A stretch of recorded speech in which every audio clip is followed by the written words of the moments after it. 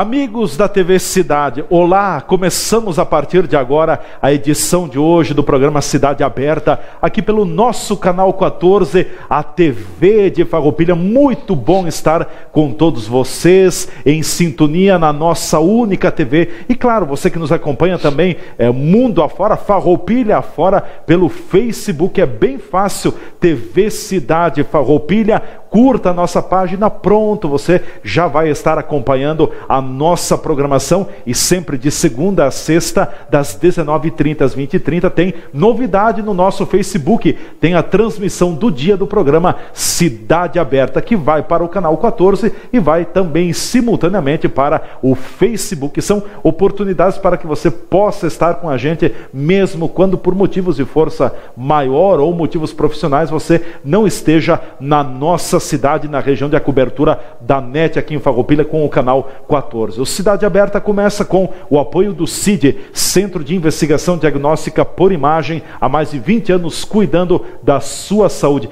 E olha a bateria de exames que o CID tem, é raio-x, ressonância magnética, ultrassom, tomografia, ecografia e outros. Eu cito apenas alguns deles. Então, precisou de exames por imagem? Venha direto, vá direto ao CID aqui na Rua Rui Barbosa, número 12, no centro de Farroupilha, e também no centro da nossa cidade, ali junto à Rua Independência, onde funcionava o antigo Hospital Cibele. Eu disse CID, Centro de Investigação Diagnóstica por Imagem. O programa Cidade Aberta de hoje vai tratar sobre a questão da política nacional. Há muita movimentação em Brasília, depois da Operação Salva Temer, agora é a Operação Salva Todo Mundo. Os políticos estão mobilizados na reforma política. A reforma política de interesse do cidadão ou a reforma política de interesse dos políticos? Fala-se na volta do Distritão, na criação de um fundo superior a 3 bilhões de reais para a classe política brasileira. E vem aí no ano que vem eleições, praticamente eleições gerais, estaremos elegendo novos governadores,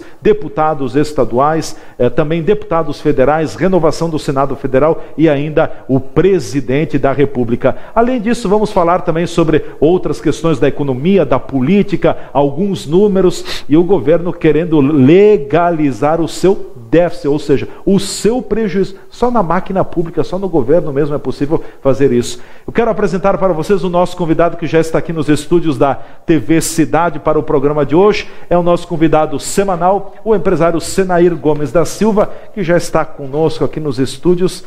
E eu quero dar um depoimento também, sabes que isso que eu estou um pouco resfriado em função do mau tempo, e quando a gente fica resfriado, a gente tem dificuldade na percepção olfativa, mas mesmo assim, Senair, me dá a receita desse perfume depois. Tudo bem contigo? Tudo bem, boa noite, mas tu não percebeu que eu estou de blusa nova? Ah, de blusa nova também? Isso aqui é uma malha, aqui na cidade se chama malha. É Made in Farroupilha? É Made in Farroupilha. E te digo mais, pena que o Dia dos Pais é só uma vez por ano. Ah, tu estás debutando o presente do Dia dos Pais, é isso? Dando valor ao presente que eu ganhei. E o outro é um perfume, não vou dizer a marca, mas muito bom. É importado? Não, nacional também, mas muito bom. E tem um creme. Bom, boa noite a todos.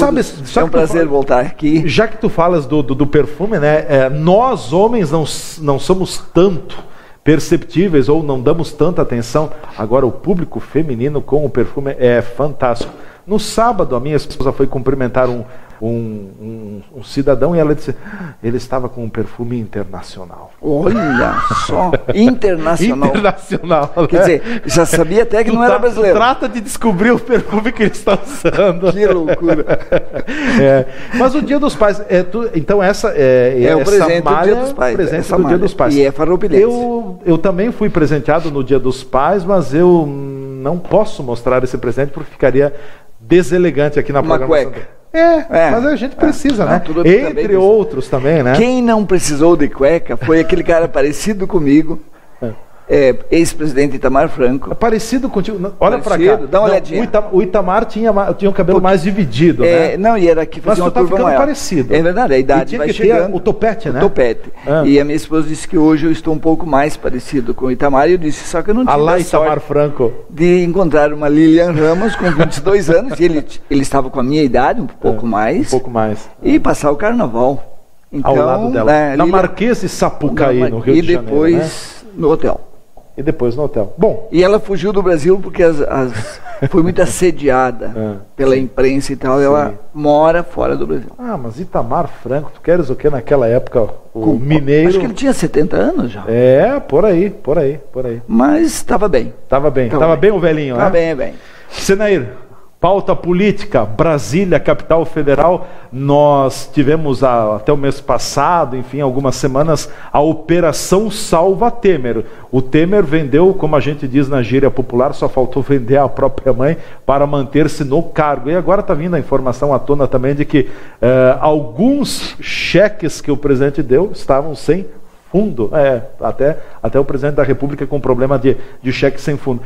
Passou a questão da denúncia de corrupção na Câmara, não foi aceita, arquivada, e agora se movimenta muito, já na semana seguinte, reunião na casa do presidente, na residência oficial do presidente do Senado Federal, a reforma política, fala-se na criação do Distritão, na criação de um mega fundo eleitoral para a campanha política. Agora é a operação Nós Precisamos Nos Salvar dos Políticos, é isso?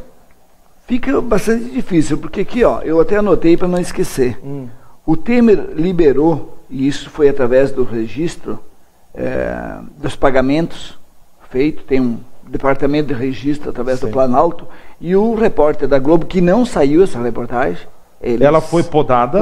E hoje eu vi através das mídias sociais, e dá para ver bem que é isso aí mesmo, 156 milhões foram liberados em emendas parlamentares. 156 milhões. E eu anotei um tal de Finato, que é do PP, ele recebeu 7 milhões dia 14/6. O Márcio Finato. E depois ele recebeu mais 4.600. Tem mais um tal de Danilo, que ele disse, eu não recebi nada, e por isso votei contra. Foi bem sincero. Bem direto. O Toninho, que é do PP de Minas, recebeu 10.218. Pô, vale o voto desse cara, hein? Como ele é importante, né? Aí teve um outro que eu não consegui identificar, 8.900.000, um outro com 6.877.000, tudo em 14 de junho. Sim. Ou seja, e depois foi em 18 e tal. E tem então, para resumindo tudo isso, foi 156 milhões de emendas parlamentares, que elas são impositivas, não é que ele roubou de alguém para dar. Não, só que nesse momento de crise, de dificuldade, eles estavam segurando as emendas. O PT, inclusive o Zé Geraldo do PT, deu um depoimento muito forte, dizendo que isso era uma vergonha, porque no momento desse está liberando essas emendas, está apagando essas emendas. Vai sair do Tesouro Nacional. Sim, sim, ela é impositiva. Estaria no orçamento, mas um orçamento que estourou em 159 bilhões. Bilhões e vai para 179, segundo alguns estão afirmando. E só falta legalizar, é isso, né? E é para 2017 e 2018. Então, o que eu ouvi da Maria do Rosário e outros petistas é que realmente isso, claro, também já aconteceu em outros períodos, mas não desta forma, assim, tão descarada. Então, o Peronde, nosso ilustre Peronde, do Rio Grande do Sul, ou seja, a vergonha gaúcha, que ele pode defender o Temer. Quem não pode? Todo mundo está aqui livre. Mas também não precisa ser com unhas e dentes. Não precisa ser desta forma. Ele disse, está certo, presidente. Tem que manter a base.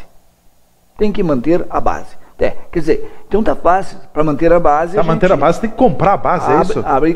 Não, mas quero convidar os nossos telespectadores a fazer uma pequena volta ao passado.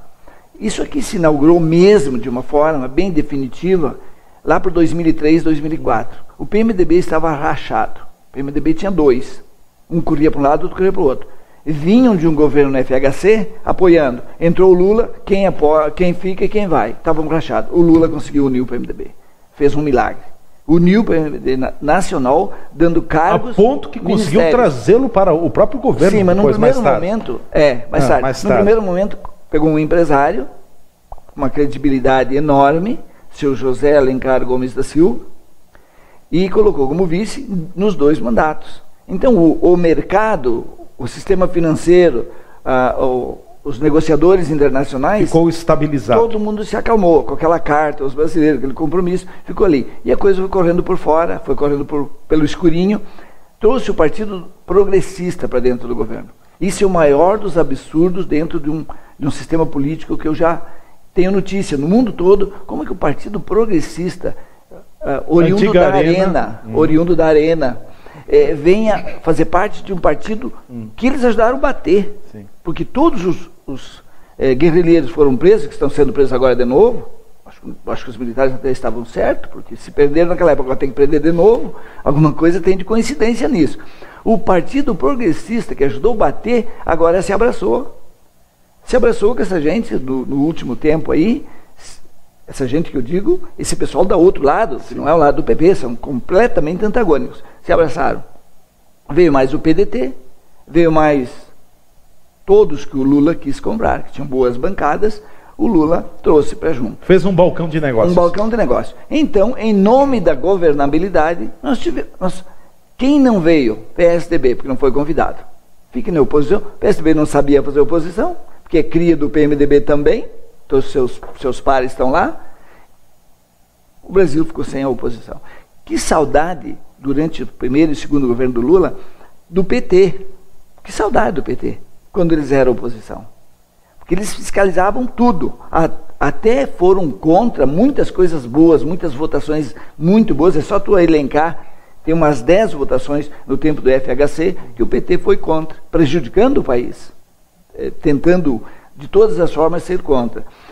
Nesse período de PT no governo, com todos esses partidos, e depois oficialmente o PMDB de vice, nós não tivemos oposição, não tivemos fiscalização. E talvez, eu quero arriscar, dizer que seja o principal motivo de toda a roubalheira, toda a corrupção que se instalou nesses níveis. Ninguém mais fiscalizou nada, né? Ninguém mais brincou de fiscalizar. E o PT levava isso muito a sério.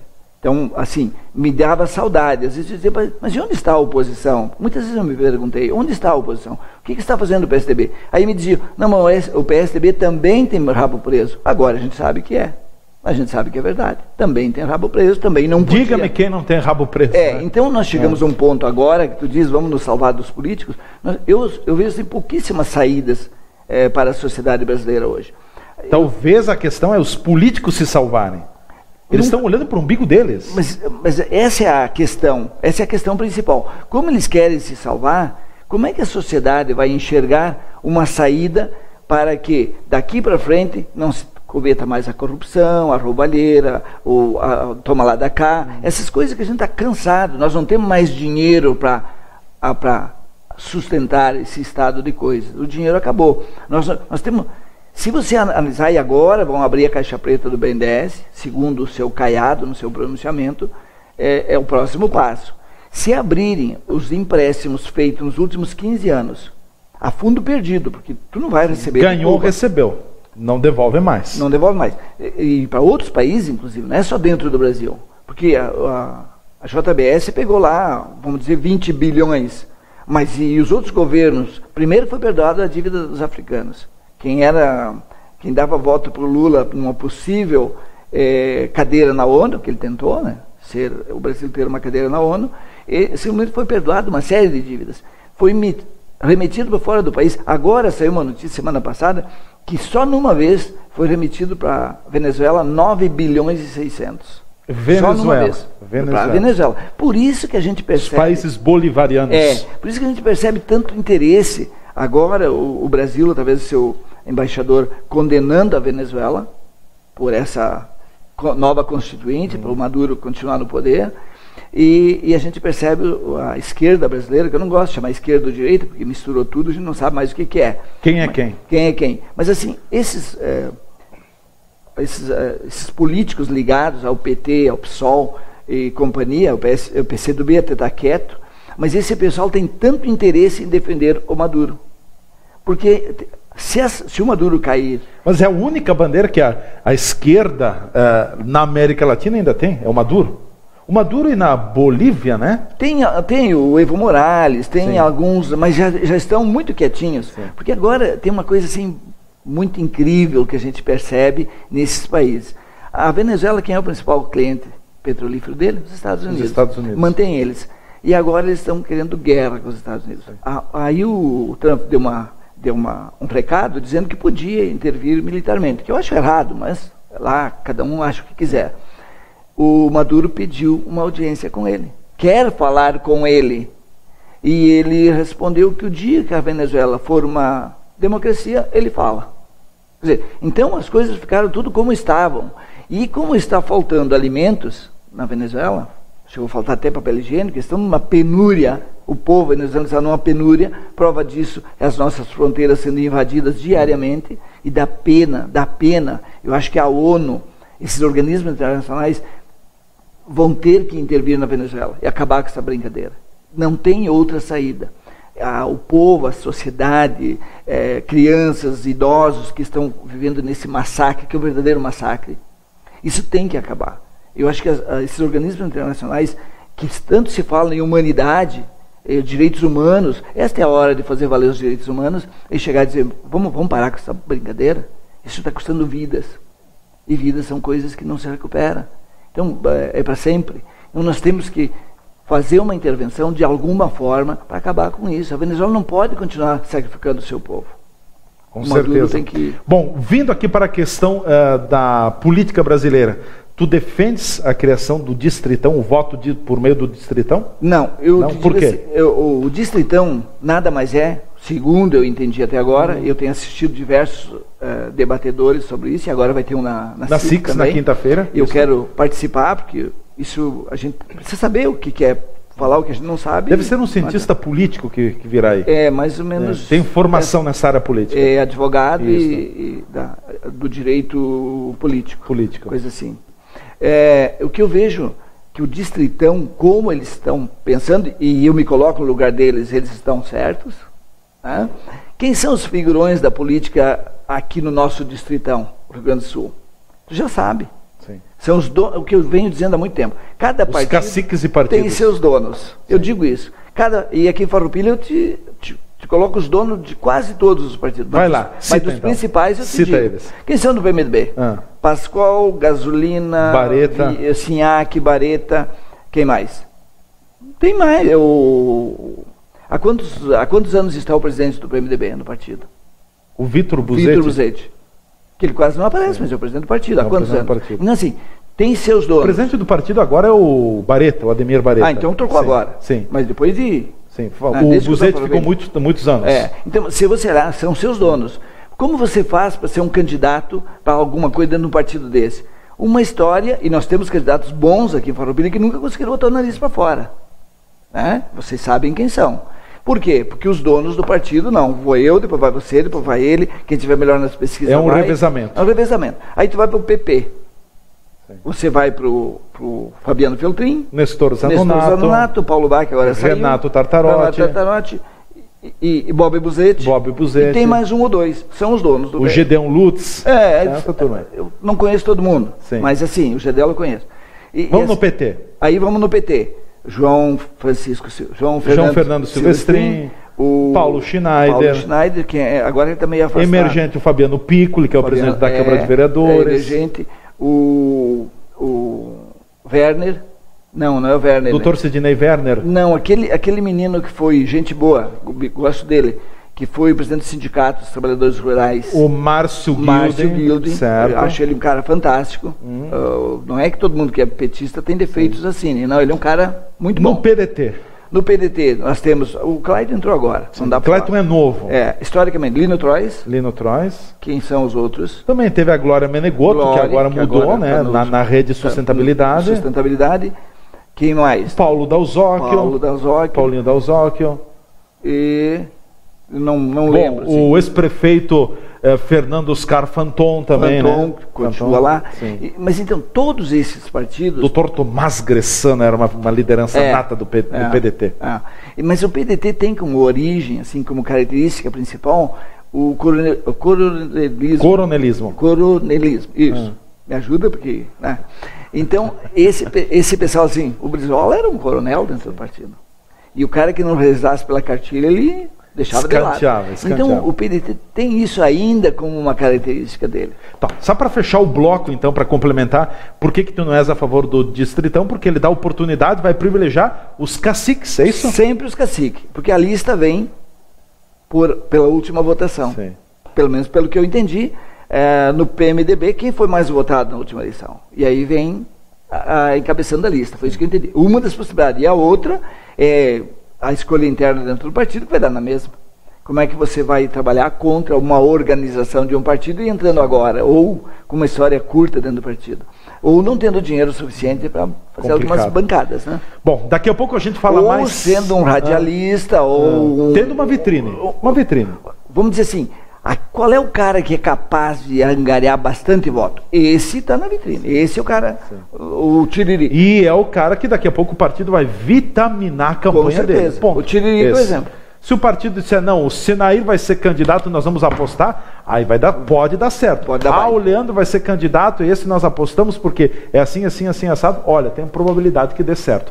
Nós vamos ao nosso espaço de apoiadores aqui no programa Cidade Aberta. Em seguida a gente volta então com a continuidade do programa no ar, sempre com o apoio do CID, Centro de Investigação Diagnóstica por Imagem. São equipamentos de última geração, de ponta, que garantem e tem precisão no resultado, nos procedimentos. A gente volta já já aqui na sua TV Cidade. O CID há 22 anos cuida da saúde dos farroupilhenses, sempre com a missão de buscar a excelência na prestação de serviços em diagnóstico por imagem. Nesses últimos anos, investiu em tecnologia de ponta, como a aquisição de ressonância magnética, aparelhos novos de ultrassom e equipamento de tomografia multislice. Os investimentos continuam para o melhor atendimento de nossos clientes. Sempre trabalhamos alinhados com as recomendações regulamentares e estatutárias no que tange à qualificação dos melhores e maiores serviços de saúde do nosso país. Assim, conquistamos a certificação da norma internacional NBR ISO 9001-2008 em agosto deste ano. Esta sempre foi uma das metas para o desenvolvimento de nossos processos e atividades, pois acreditamos na qualidade, não só como um fator diferencial competitivo, mas, acima de tudo, como um compromisso junto aos nossos clientes, funcionários e fornecedores. CID, qualidade e confiança no seu diagnóstico.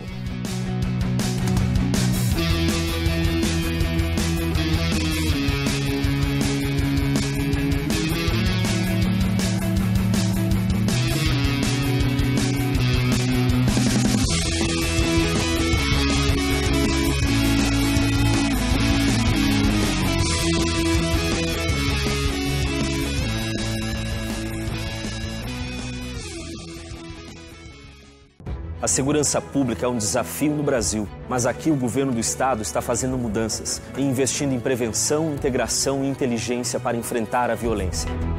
Hoje, a Secretaria de Segurança já compartilha dados e imagens de monitoramento entre municípios, Brigada Militar, Polícia Civil, Polícia Federal e polícias rodoviárias. E usa essas informações com inteligência para realizar operações contra o crime organizado, combatendo assim homicídios, o tráfico de drogas e o roubo de veículos. E já dá para perceber o aumento do policiamento nas ruas. 3.500 servidores já foram contratados e até o final do ano estarão em ação 4.200. A mudança já começou e muito ainda precisa ser feito, porque o nosso futuro é o Rio Grande do Sul. Governo do Estado, todos pelo Rio Grande.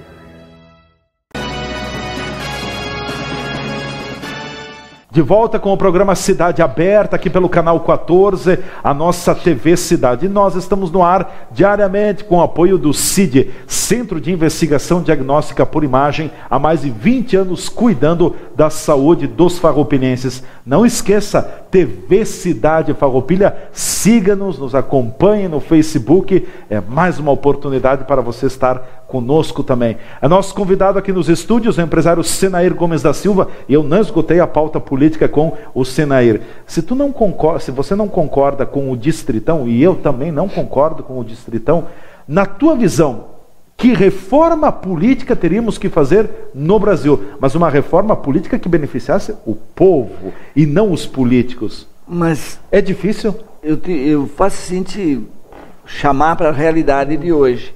Nós estamos, há quanto tempo, não é de ontem, acompanhando um escândalo em cima do outro, sobrepondo o outro, e assim vai. A gente definitivamente não acredita mais na classe política. Ontem ainda estava falando e o rapaz disse, quando é que tu vai ser candidato? Até que eu gostaria.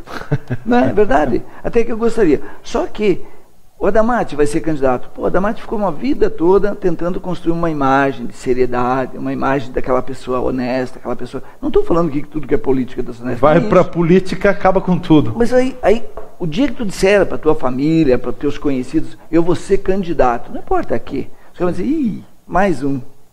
Mais um que vai para lá. Ou seja, existe o time dos políticos hoje, eu não estou falando nenhuma novidade, que ninguém mais acredita. Na justiça brasileira ninguém mais acredita. E aí você pensa, mas que país é esse? Que estrutura moral nós temos para apresentar para as futuras gerações?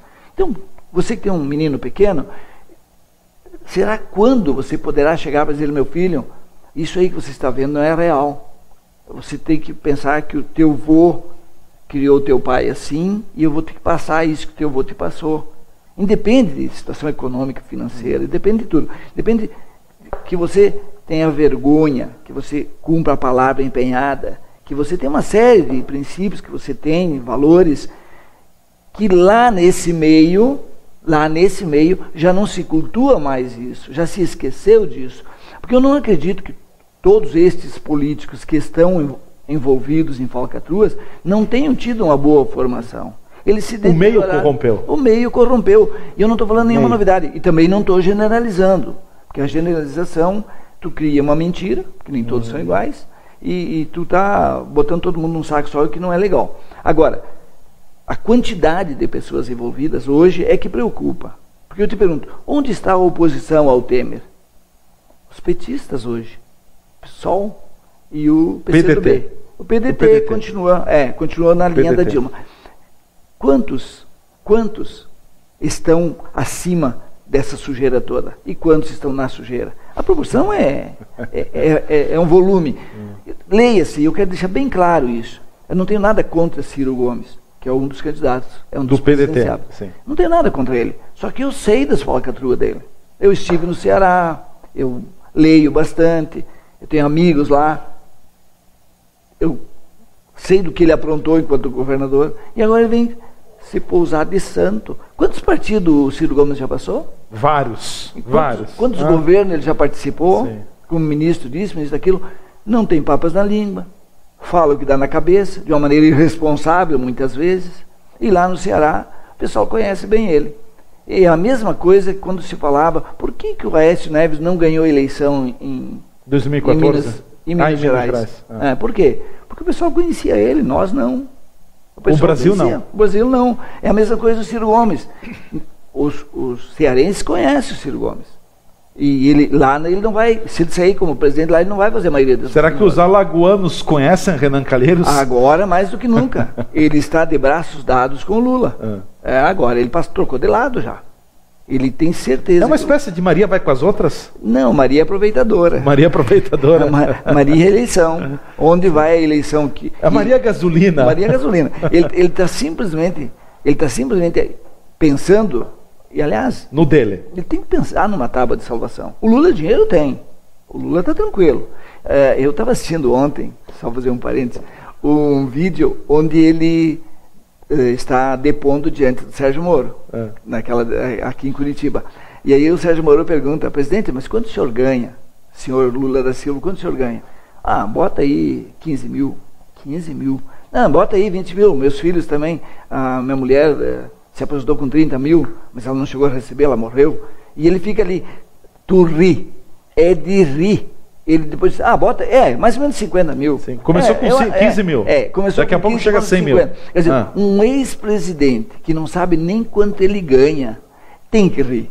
É coisa de brasileiro, me desculpem, é coisa de brasileiro botar uma criatura dessa e reeleger. É coisa de brasileiro. Eu duvido que em outro país do mundo a gente fosse enganado 2 vezes. Eu duvido. Mas nós, brasileiros, naquela de, coitadinho, ele foi metalúrgico, ele é um retirante, por favor. Deixa eu te perguntar, daqui a 1 ano nós estaremos já no fervo político. Sim. Agosto de 2018, candidatos definidos. Eu te pergunto, e é um anseio do próprio cidadão brasileiro, depois de todo esse lamaçal na política, que é difícil encontrar alguém que esteja um pouco limpo, e que a maioria está sujo e completamente enlamaçado. Tu vês algum candidato, algum nome que esteja surgindo para a presidência da República, além de Lula, além de Geraldo Alckmin, além dessa turma dos Dória e Bolsonaro. São os 4 e o Ciro Gomes 5. Ciro Gomes, Dória, Bolsonaro, Lula e Geraldo Alckmin.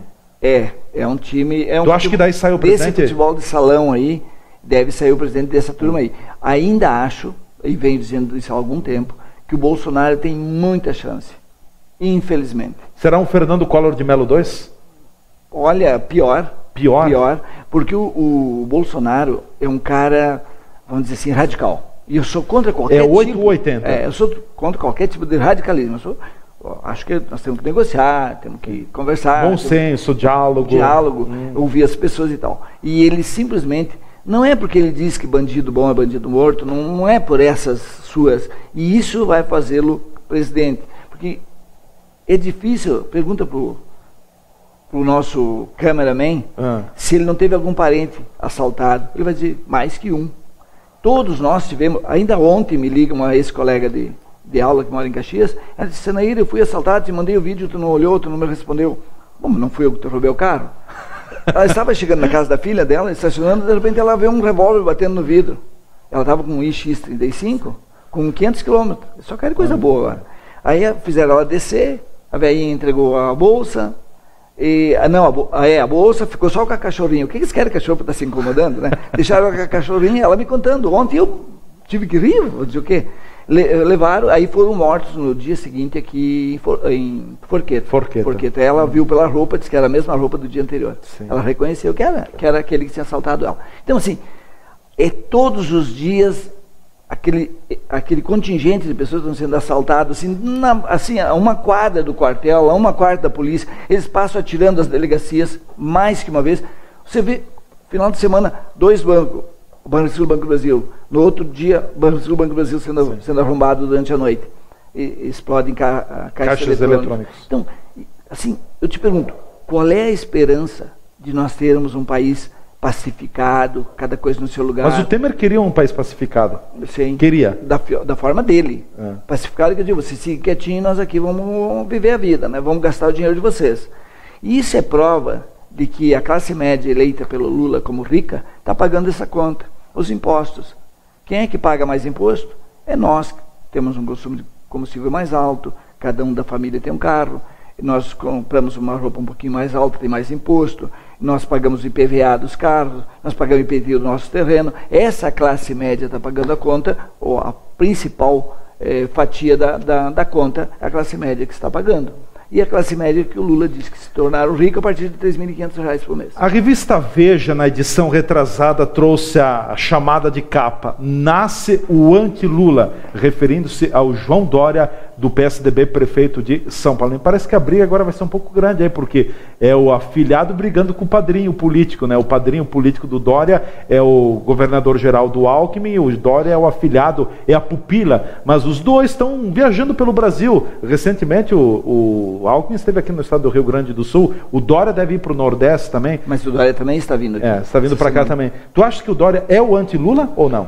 Até pode ser, ele é um cara assim, ele é um cara inteligente, rico, preparado, como gestora, preparadíssimo. Como gestor, preparadíssimo. Tem um grupo de empresários que gravita ao redor dele em São Paulo, e ele tem nome. Até tinha um programa na TV que eu assistia seguido, ele levava pessoas para serem entrevistadas, um cara inteligente, preparado. Agora, para administrar o país, o Brasil, não basta ser preparado para a gestão. Ele tem que ser um Dória na administração e um Lula na política. Sim. Não tem outro jeito, porque olha as cobras. Vide o caso Dilma, né? O que aconteceu com ela? Agora, o que ele... A Dilma também era uma boa gestora, mas faltou a habilidade política. Ela caiu, puxaram no tapete. Então, eu vejo a situação do Brasil muito complicada nesse momento, porque quem poderia modificar a legislação não quer e não pode, porque ele não vai botar o pescoço na forca. Então, a classe política não quer mudanças. Deixa como está, que nós vamos salvando a nossa pele. É aquele ditado, deixa como é que está para ver como é que fica. Para ver como é que fica. Agora, o Dória tem condições de ser um bom gestor no país? Claro que tem. O Alckmin também tem. Tem uma boa... Eu sempre disse isso, que na minha avaliação, o Alckmin é o cara mais preparado para assumir o país, enquanto administrador. Foi Prefeitura de São Paulo, Governo de São Paulo. São 4 anos no governo, 4 mandatos, no governo do estado de São Paulo. Então, isso prova que é um bom administrador, um bom gestor. Agora, tu coloca ele em Brasília. E o que vai dar? Com o Ministério de Notáveis. Como é que vai ficar? Como é que ele vai administrar esse povo? Administrar o Brasil é fácil. O difícil é separar os 3 poderes. Isso é difícil, porque ele depende dos 3. Depende do Congresso Nacional, do Legislativo e do Judiciário. A praça dos 3 poderes, ela está interligada. E eu vejo como grande desafio do futuro presidente é administrar o que está acontecendo nos 3 poderes. E não pode ser através de ruptura. Hoje não cabe a nível internacional uma ruptura, chamar o Exército Brasileiro e dizer, vamos botar ordem nisso aqui? Não pode. Agora, não vejo muitas saídas. E o Temer, só voltando ao assunto, o presidente Temer que queria reduzir, enxugar a máquina pública, reduzir os gastos, agora está subindo.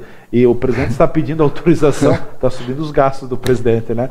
Está pedindo autorização do Congresso Nacional para rever a meta fiscal que pode chegar a 170 bilhões de reais de 2017 e 2018. O tiro saiu pela culatra?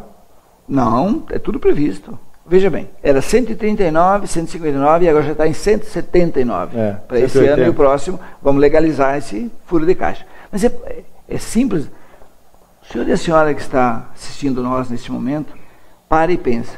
O que melhorou depois que o Temer entrou e disse que nós precisamos equilibrar as contas públicas? Através do Meirelles, que é um cara que conhece bem de economia. Mas o Meirelles, talvez é o único notável na equipe do presidente da República, hein? Mas não podemos esquecer que ele representa o capital internacional. Ele representa o sistema financeiro. Se o Meirelles sair do governo, os capitais que estão aqui, mesmo os especulativos, vão tudo embora. Aí sim, o buraco é bem grande. Porque ele não tem como financiar a dívida pública se não tiver ingresso de dólares vindo do exterior. E sabe que nos últimos 2 meses andou diminuindo.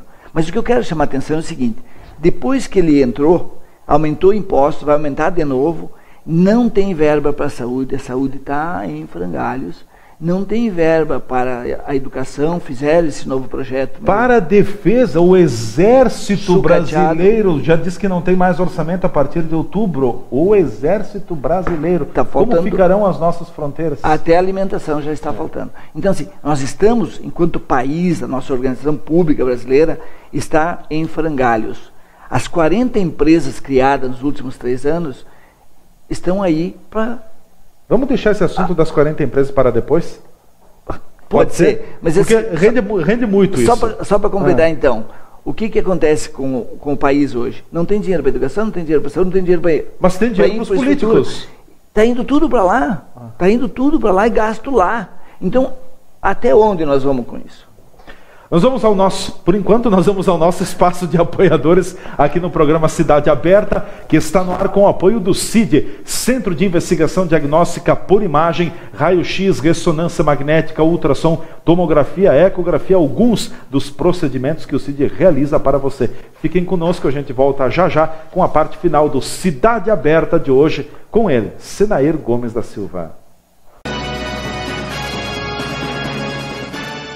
O CID há 22 anos cuida da saúde dos farroupilhenses, sempre com a missão de buscar a excelência na prestação de serviços em diagnóstico por imagem. Nesses últimos anos, investiu em tecnologia de ponta, como a aquisição de ressonância magnética, aparelhos novos de ultrassom e equipamento de tomografia multislice. Os investimentos continuam para o melhor atendimento de nossos clientes. Sempre trabalhamos alinhados com as recomendações regulamentares e estatutárias no que tange à qualificação dos melhores e maiores serviços de saúde do nosso país. Assim, conquistamos a certificação da norma internacional NBR ISO 9001-2008 em agosto deste ano. Esta sempre foi uma das metas para o desenvolvimento de nossos processos e atividades, pois acreditamos na qualidade, não só como um fator diferencial competitivo, mas, acima de tudo, como um compromisso junto aos nossos clientes, funcionários e fornecedores. CID, qualidade e confiança no seu diagnóstico.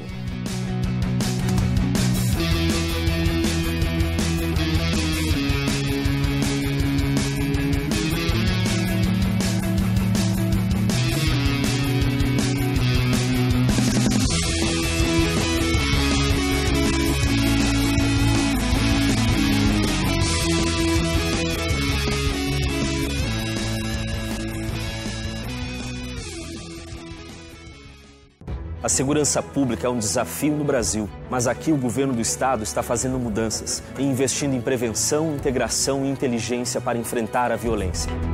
Hoje, a Secretaria de Segurança já compartilha dados e imagens de monitoramento entre municípios, Brigada Militar, Polícia Civil, Polícia Federal e polícias rodoviárias. E usa essas informações com inteligência para realizar operações contra o crime organizado, combatendo assim homicídios, o tráfico de drogas e o roubo de veículos. E já dá para perceber o aumento do policiamento nas ruas. 3.500 servidores já foram contratados e até o final do ano estarão em ação 4.200. A mudança já começou e muito ainda precisa ser feito, porque o nosso futuro é o Rio Grande do Sul. Governo do Estado, todos pelo Rio Grande.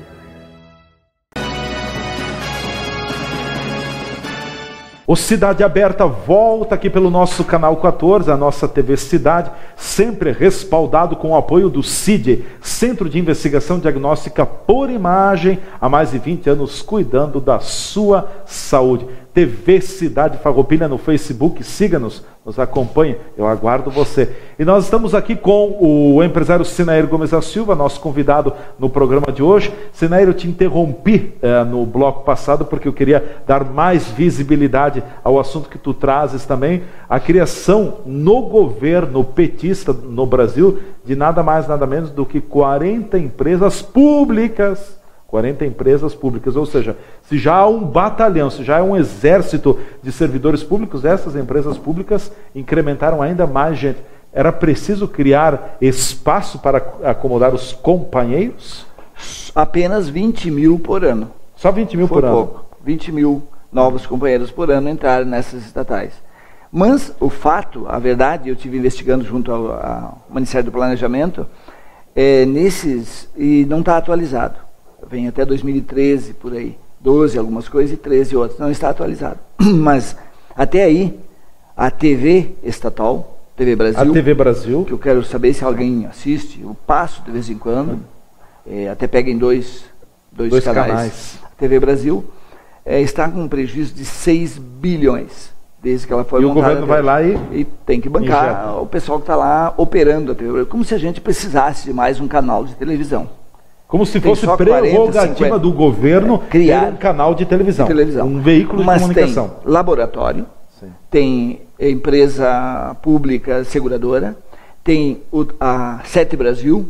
O que é a Sete Brasil? A Sete Brasil é construção naval. 26 bilhões de prejuízo até que se tem notícia, depois não se tem mais notícia. Mas estava com 26 bilhões de prejuízo na Sete Brasil. Isso é dados da Secretaria do Planejamento, está lá, é oficial. E tem uma série de gráficos, a geração de emprego e tal, lembram muito bem que aqui na zona sul do estado, Polo Naval do Rio Grande, veio assim, as duas cidades do Rio Grande... Como um tsunami. Como um tsunami. Chegou gente de tudo por lado.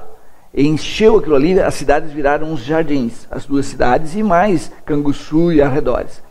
Hoje, São José do Norte, hoje... As cidades viraram fantasma. Tem,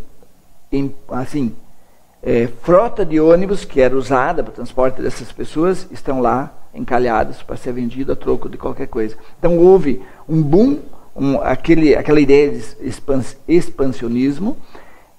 Para mim, a construção naval no Brasil e o pré-sal são primos irmãos. O pré-sal, nosso ex-presidente, cantou em prosa e verso, e até houve uma briga entre os estados para dividir os royalties do petróleo. Alguém recebeu? Onde? Como é que está o pré-sal?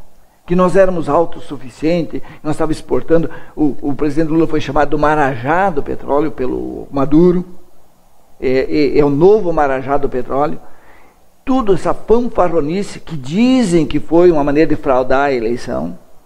Tem muita gente afirmando isso, não sou eu que estou afirmando, que foi uma fraude eleitoral. Ter dito o que foi dito. Que as nossas grandes reservas nos estados do Norte e Nordeste e que agora estão comprovando que estão vazias.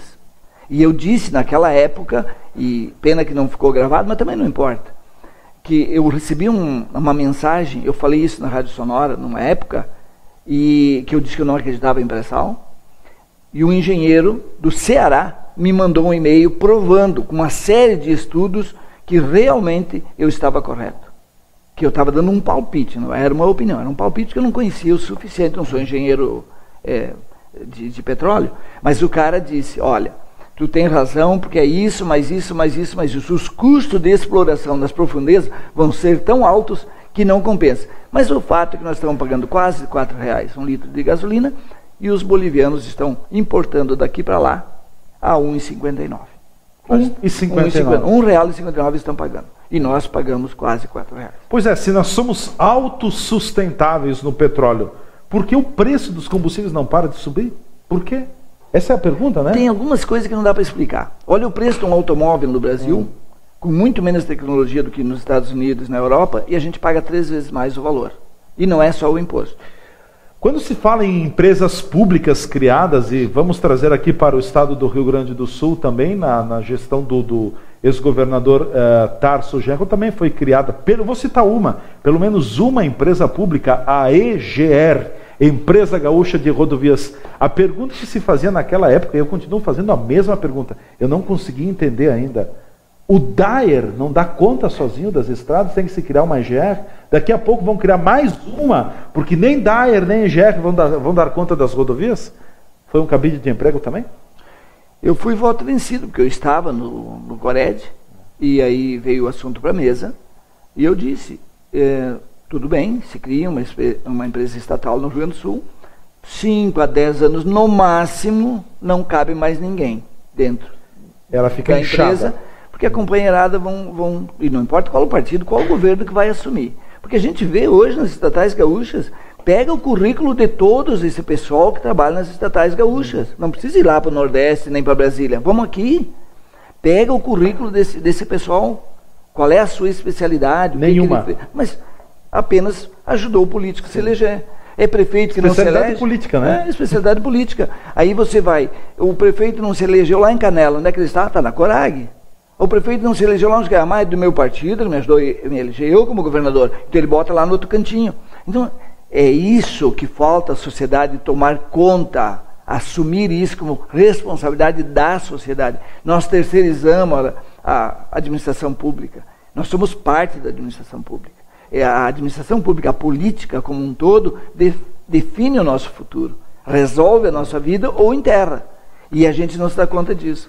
Aqui em Farroupilha, inclusive foi tema também de uma reunião de sensibilização na noite da última terça-feira, no auditório da UCSA em Farroupilha. A SIX vem trabalhando muito na questão da implantação do Observatório Social. É uma ferramenta de trabalho que foi visitada pelo presidente do conselho da SIX, o Maurício Bianchi, e depois outros integrantes também foram até Maringá, no Paraná, conhecer.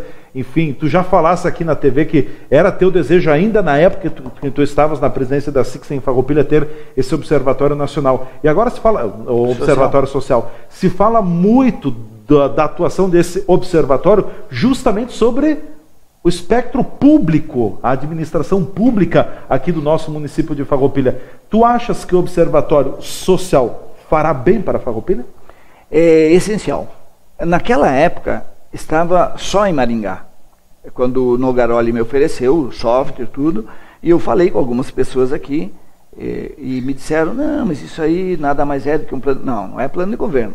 Isso aqui é uma maneira... independente de partido totalmente político. Independente. Inclusive falei com o Clóvis Sartarotti, o ex-prefeito, e ele disse, olha, conta comigo. A gente tinha conversado, mas como eu já estava saindo da SIC, e depois a gente vai perdendo o contato com as pessoas, a coisa ficou como estava, e era um começo.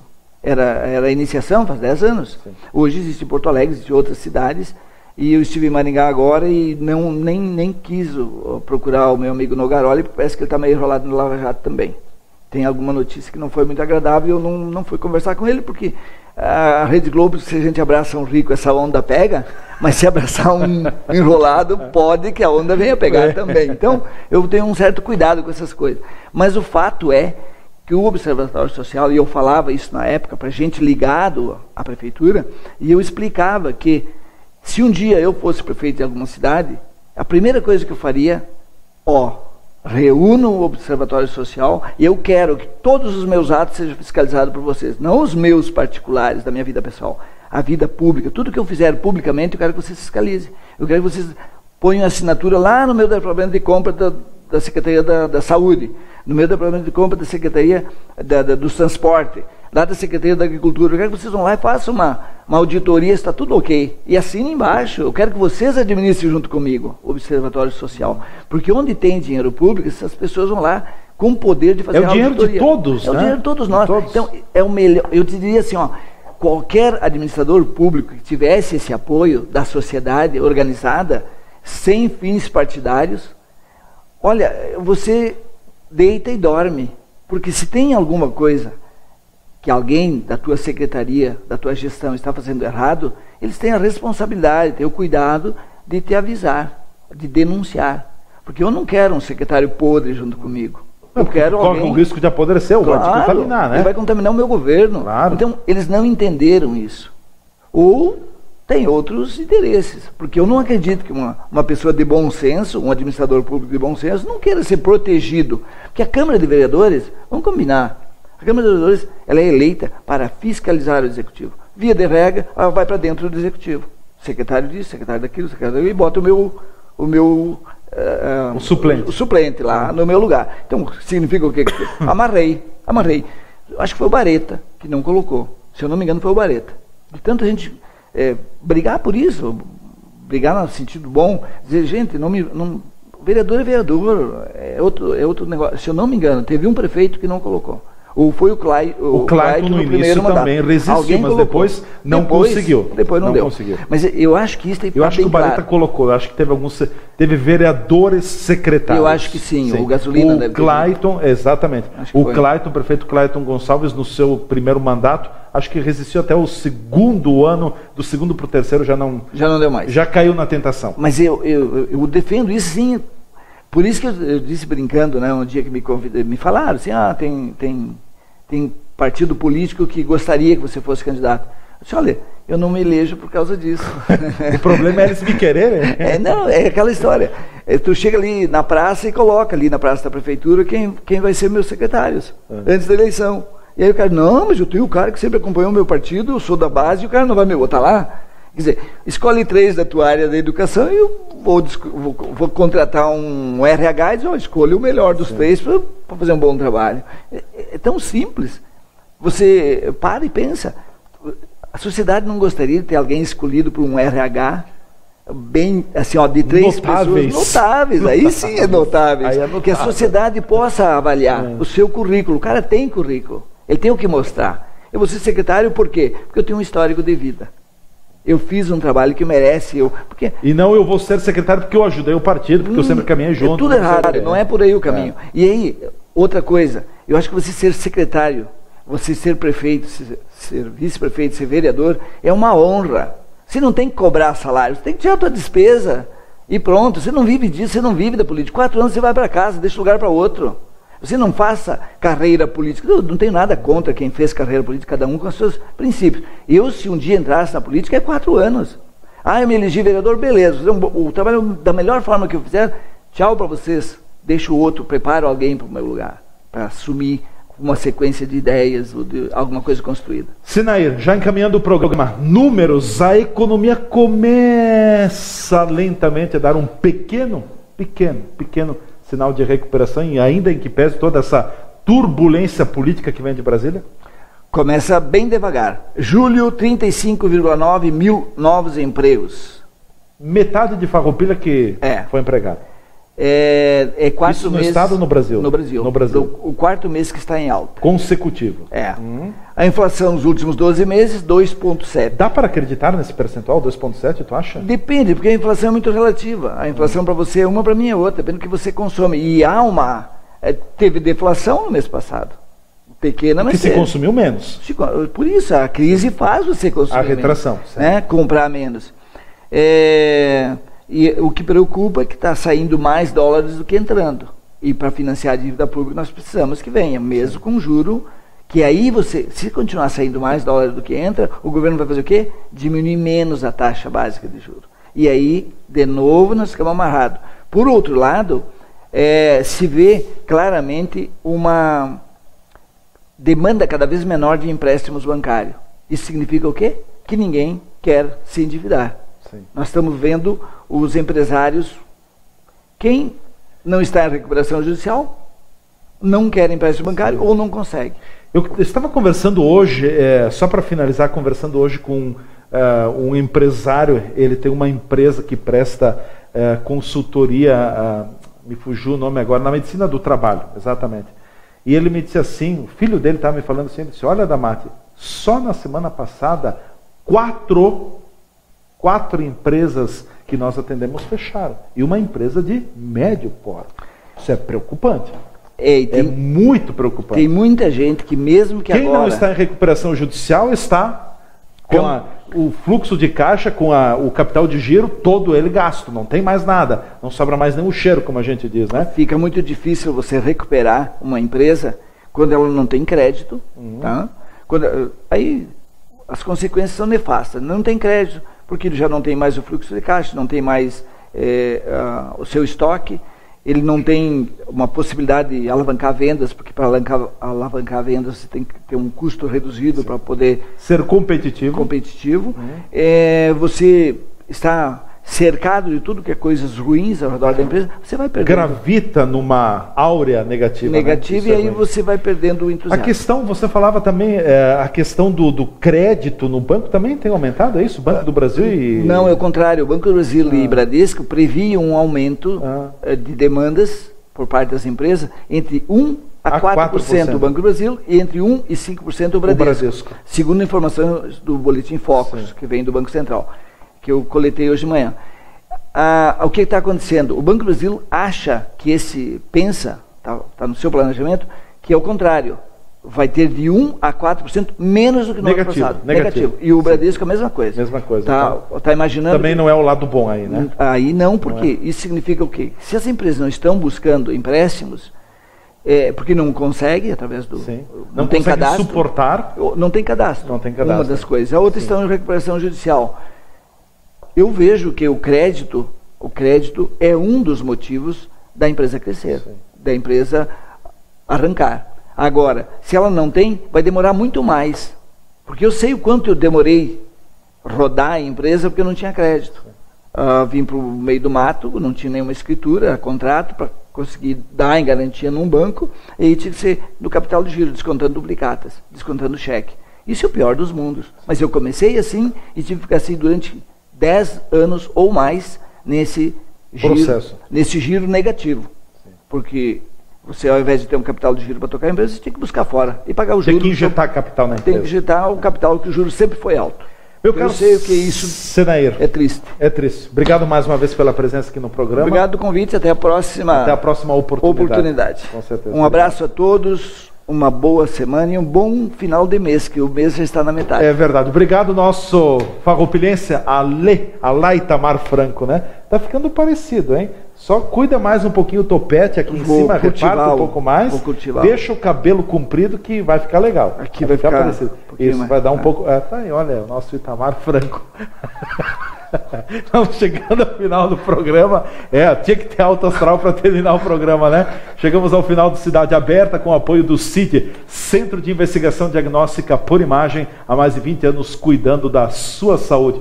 Próximo encontro, amanhã, nesse mesmo canal, nesse mesmo horário, aqui na TV Cidade, porque você já sabe, nós nos encontramos na TV Cidade. Até a próxima, valeu!